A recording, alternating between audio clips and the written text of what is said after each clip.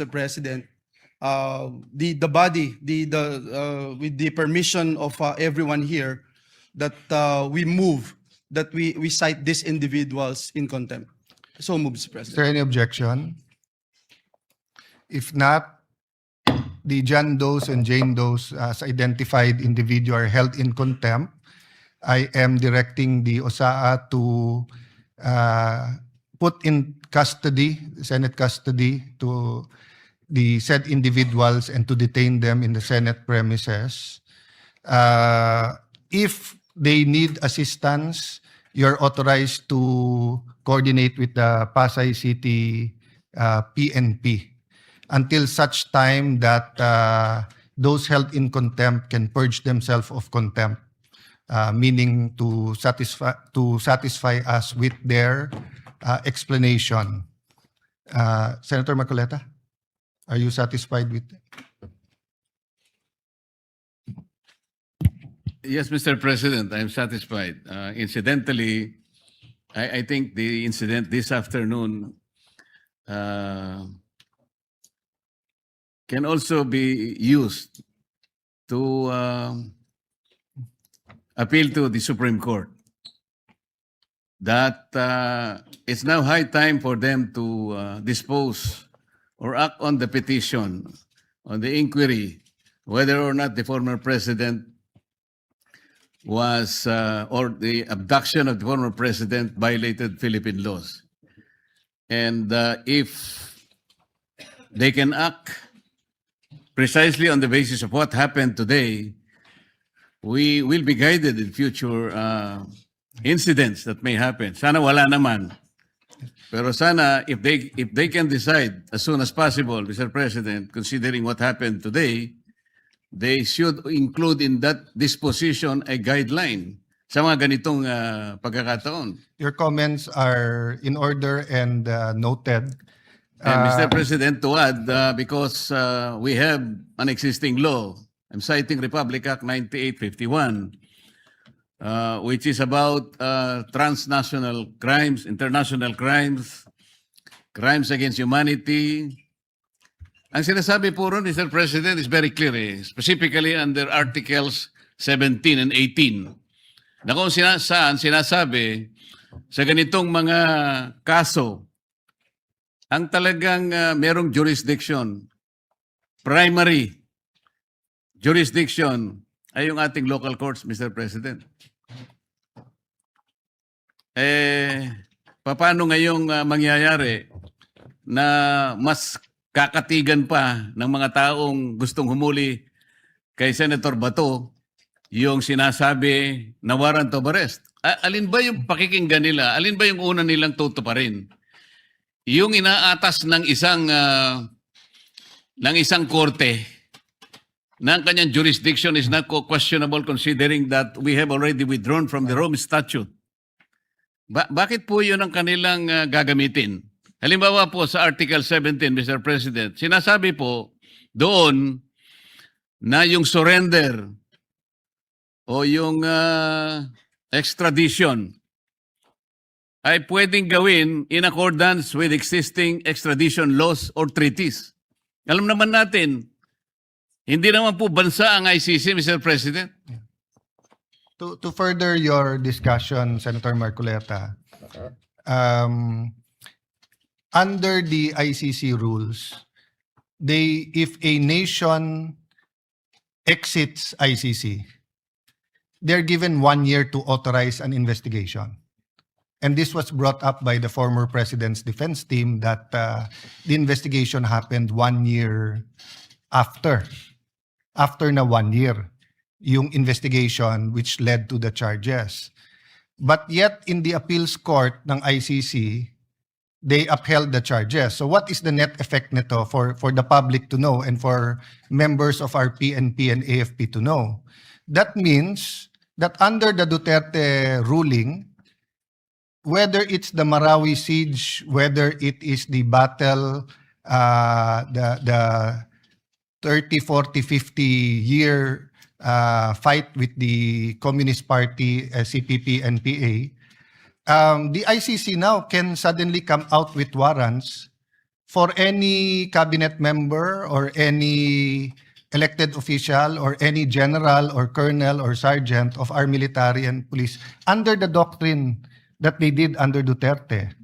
So if you do not have to pass Philippine courts, then we will have dozen, 2 dozen, 4 dozens, 100 former Senator Trillanes going to different places and just picking up anyone and saying that they have to be brought to The Hague.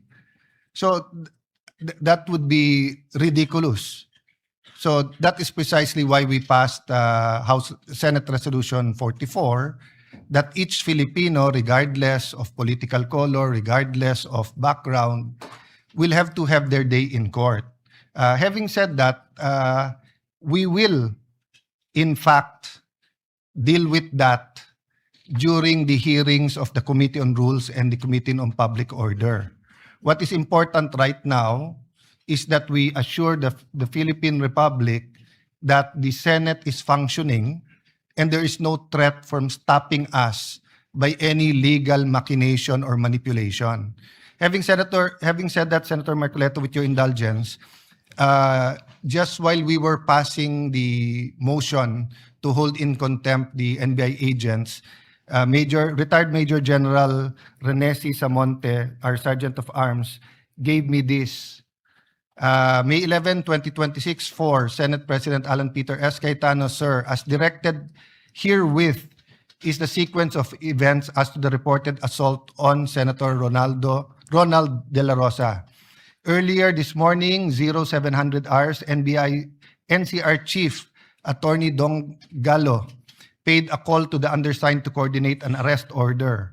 As per agreement, the supposedly arrest should be effected when the warrant of arrest is presented as per guidance of former Senate President Vicente C. Soto.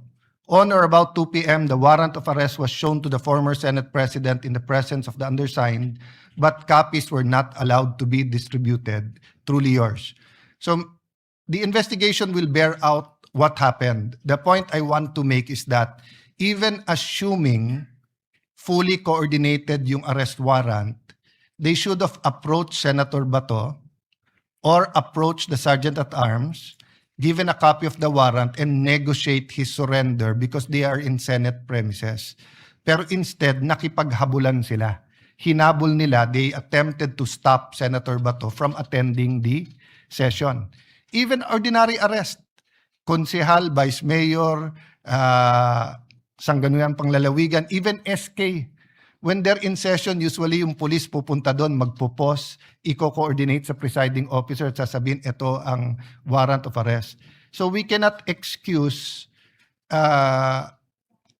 yung paghahagod o yung habulan inside the Senate premises. Now, as to whether the NBI is justified, whether there are any criminal laws violated, whether there are administrative laws, we will wait for the investigation. So we are holding them in contempt precisely because of the actions they've taken and the manner in which they tried to not arrest, but to prevent Senator Bato from reaching the Senate plenary hall. Mr. President, having held them in contempt, I believe an investigation is proper. Yes.